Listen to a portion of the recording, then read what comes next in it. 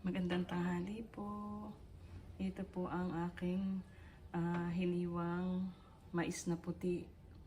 Magugulay po kami ng mais para po sa aming tanghalian. Ito naman po yung ilalako ko sa gulay na mais. Fresh na dahon ng malunggay po. Kinuha po doon sa aming likod bahay. Ito po ang kasarapan sa bukid. May mga fresh na gulay po na mapipitas.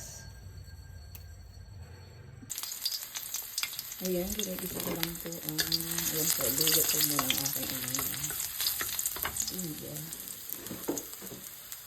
Ayan po ang bawang.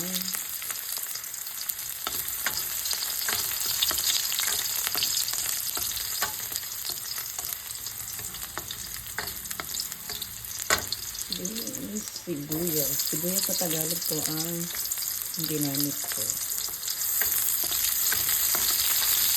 Marami na po ngayon nabibili yung sibuyas na Tagalog. Mas malasa po siya compared po sa ating binibili sibuyas na malalaki. Yan, okay na po ang luya, bawang at sibuyas. Ilalagay ko na po ang mais.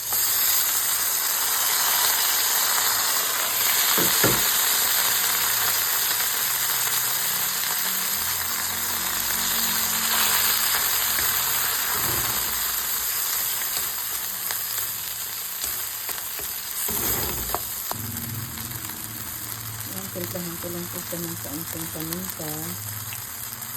Ayan po. At saka kaunting asin. Kapag po siya ay gisang-gisa na,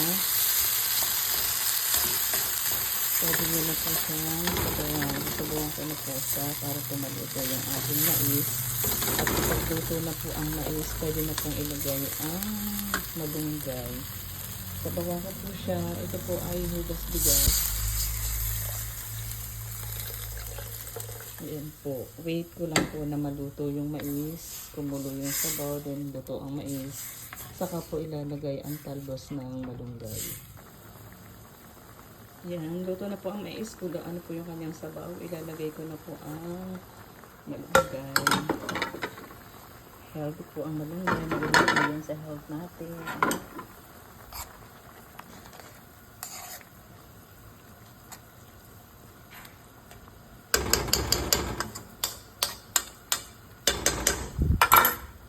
Then, lagayan ko rin po siya ng bawang na mura.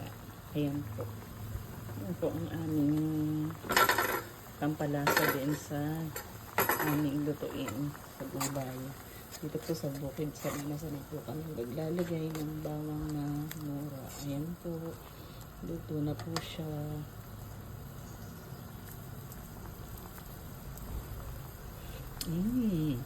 Sarap ng kanyang sabaw po. Okay na po. Luto na po.